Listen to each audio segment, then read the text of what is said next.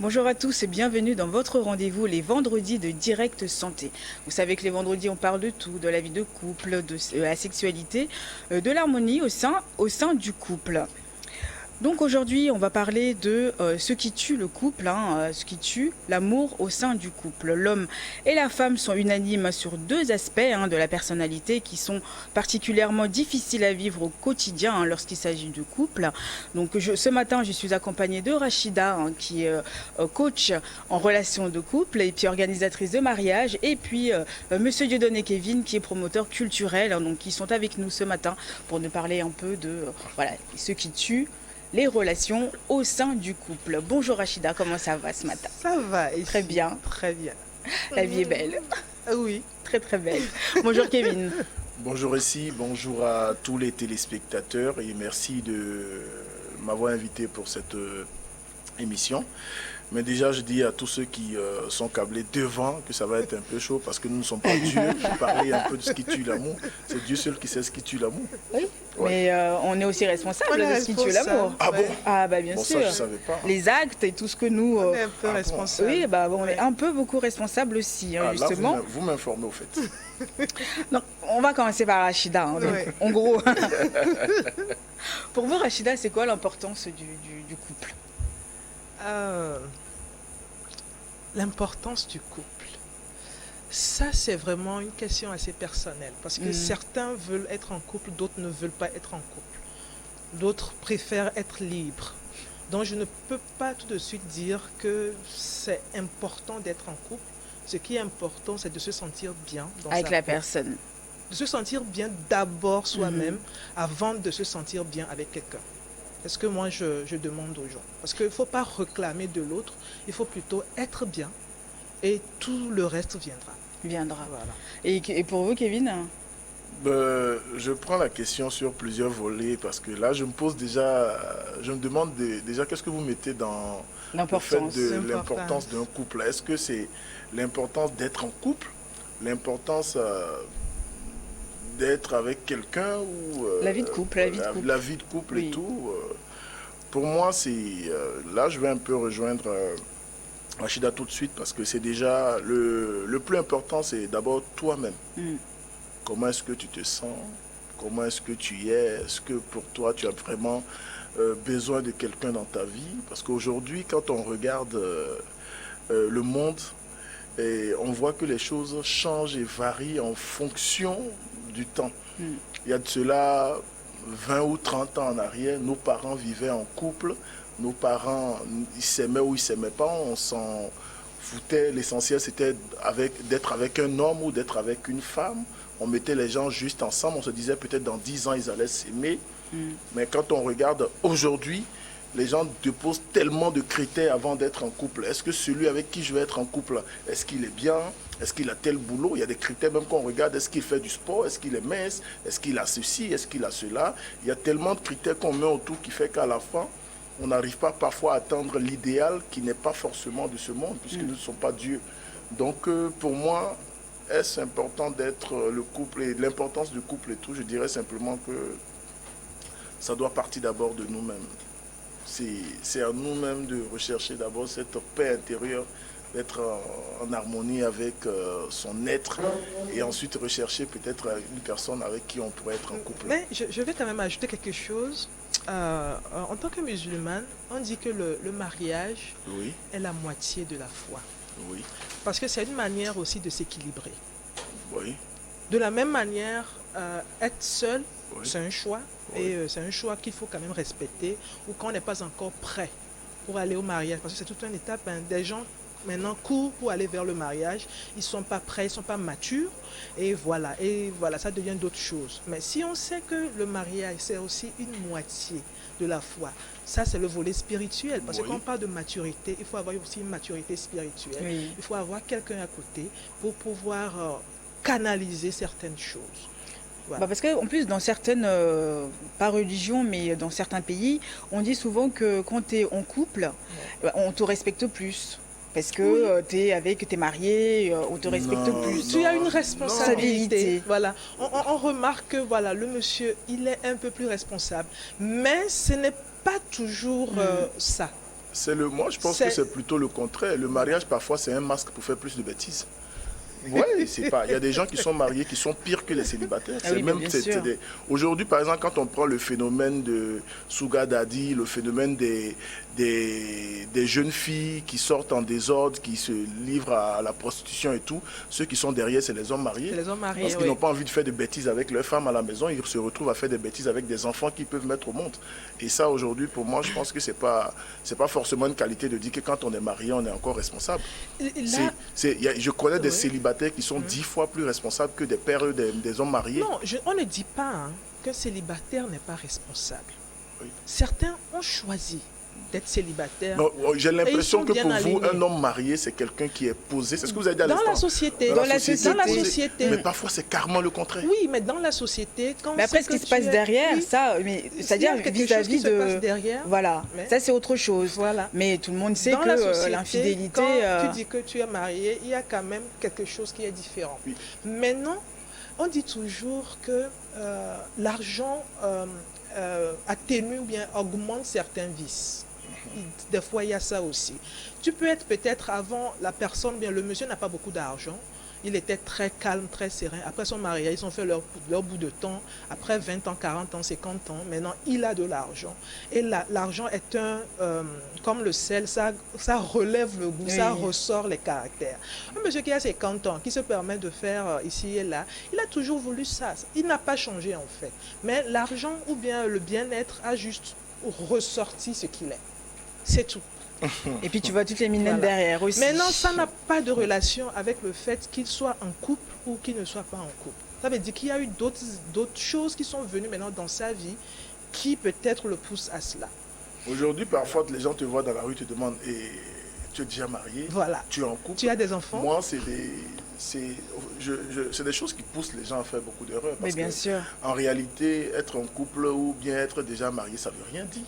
C'est comme si c'était un drapeau. Ouais. C'est un peu comme quand je prends la religion chez les musulmans, quand tu vas à la Mecque, je pense que c'est une autre étape dans ta vie spirituelle. Mais pour ceux qui ne sont pas encore allés à la Mecque, on a l'impression qu'ils ne sont pas encore arrivés jusqu'à cette étape-là. Ils n'ont pas vraiment... Mais aller à la Mecque, c'est tout, c'est quelque chose.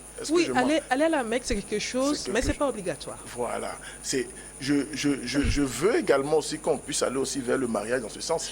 C'est-à-dire qu'on peut être là, être avec une personne, mais ne pas être obligé d'être en couple ou de se marier. Est-ce que vous savez aujourd'hui que quand on regarde le monde, et quand on fait un calcul, la dernière fois je lisais ça sur un site américain, nous avons plus de mères célibataires qu'il y a 20 ans. Mais pourquoi? Voilà. Aujourd'hui, les gens, je cause même avec des personnes qui te disent, j'ai rencontré une fois une personne qui me disait qu'elle aujourd'hui, tout ce qu'elle recherche, c'est avoir 1 ou 2 enfants, vivre avec ses enfants, et le mec aussi est quelque part, et chacun mène sa vie, mais qu'ils soient en couple, et que de temps en temps, ils peuvent se retrouver, mais qu'elle n'a pas besoin d'un homme dans sa vie pour venir mélanger son quotidien. Et après, ça, c'est le choix de chacun. Voilà, donc ce choix-là fait que on peut aussi généraliser ça pour dire que, bon, aujourd'hui, la belle vie, c'est d'avoir peut-être tout ce que tu veux, ne pas forcément être en couple. Mais ça aussi, moi, je me dis que c'est la lutte du féminisme. Je n'ai pas voulu aborder ça, mais c'est le féminisme qui nous a amené... Toutes les femmes rêvent d'être en couple. Non, ce n'est pas... Non, toutes pas les toutes. femmes... En fait, il ne faut pas être en couple pour être en couple, en fait. Et être en couple avec le meilleur morceau. Quelqu'un va élever son enfant, il va grandir, il aura les moyens, il va devenir directeur. Justement, Rachida et Kevin. Maintenant, si tout le monde veut épouser un directeur, les autres maintenant qui sont les employés, qui sont en bas du directeur, nous on fait comment? Nous on fait comment? Non, je vous demande. On dit chacun trouve chaussure à son pied. Mais c'est compliqué. Mais justement, Kevin, justement, on va revenir quand même à notre sujet, puisque qu'est-ce qui tue l'amour par rapport à... Qu'est-ce qui te refroidit, toi, en tant qu'homme, par rapport à ta femme? C'est la société aujourd'hui, parce qu'aujourd'hui, tout le monde juge tout le monde. Il y a des gens qui te voient de la rue, te demandent, mais tu es déjà marié, tu as fait ceci, tu as fait cela, et tu n'es pas encore marié, vous avez des enfants, tout ça. J'ai l'impression qu'à la fin, on ne vit plus pour soi-même, on vit pour les autres. Alors que l'idéal de la vie même, c'est de vivre pour soi-même, c'est-à-dire être en harmonie avec son être intérieur et être heureux. Mais aujourd'hui, on ne recherche plus ça. Tu vas jusqu'à des familles même où on t'impose une femme à épouser. Les gens jugent la fille avec qui tu es. Tu viens à la maison avec ta copine, peut-être d'être en train de vous préparer à vous marier. Vous étiez peut-être allé à la plage, au retour, vous passez à la maison pour saluer la famille maternelle. ou bien paternelle, la famille, disons en général. Peut-être ta copine ou celle avec qui tu es en ce moment en relation, elle a des tatouages, elle a mis un piercing, elle a mis un truc. Direct, tu as un nom qui regarde ça et dit, oh, c'est quoi ça là, le gars là nous ramène dans la famille ça. Et toi, ça te refroidit. Et déjà, ça commence à te refroidir parce que les gens commencent à te raconter des trucs et tout. À la fin, tu n'écoutes plus ton cœur, mais tu écoutes les autres. Et quand ça devient trop, ça devient une pression sur toi. Imagine-toi que tu es avec une femme, mais toute la famille, personne ne l'aime. J'ai même entendu, je vois souvent même sur Facebook des gens vont jusqu'à mettre que avant d'épouser une femme, il faut qu'elle soit d'abord l'amie de ta mère. Il faut épouser la famille, il faut que ta mère... la famille, oui. Moi, je trouve que c'est des conneries. Ah bah oui. Mais après, c'est à toi hein, de non, gérer, mais de ça, pouvoir ça gérer peut pas ton... être toi, parce qu'à la fin, tu vas te retrouver contre la société. Ah oui, mais bon, et ça veut cette dire que tu es société-là, capable de laisser c'est là maintenant où il y a des choses qui rentrent en jeu. La sorcellerie, l'envie, la jalousie. Tu as dit, tu vas... Imagine-toi, moi, je veux épouser Rachida. Non. Tout le monde me dit que je ne peux pas épouser Rachida. Parce qu'elle est musulmane. Voilà. On me dit qu'elle est musulmane, elle est ceci, elle est cela. Mais moi, je dis, mon cœur balance vers... Je dis, bon, et qu'est-ce que je dois faire? Dans mon fort intérieur, déjà pour aller vers Rachida, je dois me convertir à l'islam. Dès que j'annonce à 2-3 amis, mon gars, toi tu es malade, c'est quoi? C'est-à-dire, pour une femme, tu vas faire ça. Pour une femme, tu veux faire ça, maintenant tu commences à lutter. Tu vas plus manger du porc, les gens commencent à te dire des choses, tu es là, tu es... Toute la société, tu as cette pression, ce poids, tout le monde est contre toi juste parce que tu veux épouser une personne comme ça que toi tu aimes. Et à la fin, ça tue. Parce que il faut être fort psychologiquement ou mentalement pour supporter la pression de toute une société, même ta propre mère. Imagine-toi, moi j'ai un ami qui a eu ce problème récemment. Il est avec une fille, la fille lui a déjà fait un enfant, je ne vais pas donner trop de détails pour que les gens puissent le reconnaître. Voilà, donc à un moment donné, lui et la fille ont commencé à avoir des problèmes. Mais le mec, quand il vient chez moi, quand il parle, il ne jure que par la fille. Il y a eu des petits actes d'infidélité entre les deux et tout. Il est tombé sur des messages dans le portable de la fille. La fille aussi, il a surpris un truc. Donc, les deux sont... Match nul. Voilà, match nul. À un moment donné, mais le mec, à chaque fois qu'il te parle, tu sens qu'il l'aime. Il a toujours ce béguin-là. Il ressent quelque chose. Je lui ai dit, mais Tchalé, si tu es toujours amoureux de cette fille, vas-y. Oublie tout ce qui s'est passé. C'est ton cœur. Écoute ton cœur. Il me dit, il n'y a pas de problème. Et là, maintenant, où est le problème? Le mec va maintenant vers... il se permet d'envoyer l'histoire. Parce que quand ça avait commencé, il avait expliqué ça à son père et sa mère. Son père lui dit carrément que c'est impossible qu'il puisse se retourner avec cette fille-là. Que eux, dans leur tradition, une femme qui t'a déjà trahi une fois, te trahira toujours. Et que tu ne peux plus jamais, jamais pour le reste de ta vie être avec cette femme. Que s'il va avec cette femme, ça veut dire que lui-même, il crée sa propre tombe et il va attirer tout un malheur sur lui. Mais comment la personne qui t'a mis au monde, ton père te dit ça, ta mère aussi te répète la même chose. Est-ce que, dis-moi, tu peux encore être en couple? Ça tue directement l'amour. Moi, j'aimerais revenir sur certains aspects. Comme je l'ai dit tantôt, beaucoup vont maintenant au mariage sans être préparés. Beaucoup vont au mariage sans avoir certaine maturité. Ils ne prennent pas vraiment le temps de se connaître eux-mêmes. Est-ce qu'on a le temps? Voilà. Mais il faut se connaître soi-même. On ne prend pas le temps suffisamment de savoir ce qu'on est. Est-ce que je peux être avec telle personne? Et quand tu es avec telle personne, est-ce que vous pouviez communiquer? Communiquer ne veut pas dire qu'on fait bien l'amour, qu'on mange bien. Non, c'est pas ça. Qu'elle danse bien, non, c'est pas vraiment ça. Mais comment est-ce que vous communiquez? Comment est-ce que vous échangez? Maintenant, si vous deux, vous arrivez déjà à vous accorder, maintenant, il y a les autres. Il y a d'abord la société proche qui est la famille. Comment est-ce que vous pouvez maintenant convaincre certaines personnes? Est-ce qu'il ne faut pas les convaincre ou bien aller ensemble? Parce qu'il y a certains qui se sont mis en couple sans avoir la vie des parents. Est-ce qu'il faut avoir la vie de voilà, mais c'est ça aussi des tues d'amour. Parce que des fois, vous pouvez aller en couple et l'externe, ceux qui sont à l'extérieur vont venir tuer l'amour. Et à ce niveau, il faut avoir un niveau de communication assez poussé. Il faut être soudé, hein, parce que sinon... Il faut se parler vraiment. Il faut mieux bien connaître l'autre pour que quand une information arrive, l'autre dise non, ma femme, elle est comme ça, il va falloir bien... il ne va pas prendre peut-être l'histoire au premier degré. Il y a déjà ça. Non, mais vous avez tout dit, Rachida. Il y a une partie qui m'a vraiment intéressé, c'est le fait qu'aujourd'hui, beaucoup sont dans une relation sans se connaître. Et ça, c'est une grande part de vérité. Parce que l'expérience même, beaucoup de personnes sont passées par là. Je donne un exemple banal. Tu es avec une fille, ça fait 5 ans. Vous dites que vous êtes en couple, ça fait 5 ans. Mais pendant les 5 ans, bon, la fille est à Balepédo, toi tu es à Goué. Vous voyez que tous les vendredis. Une seule fois. Elle vient ça. vendredi, elle passe la soirée du vendredi chez toi, elle Samedi repart matin. samedi, elle Dimanche, repart au dimanche.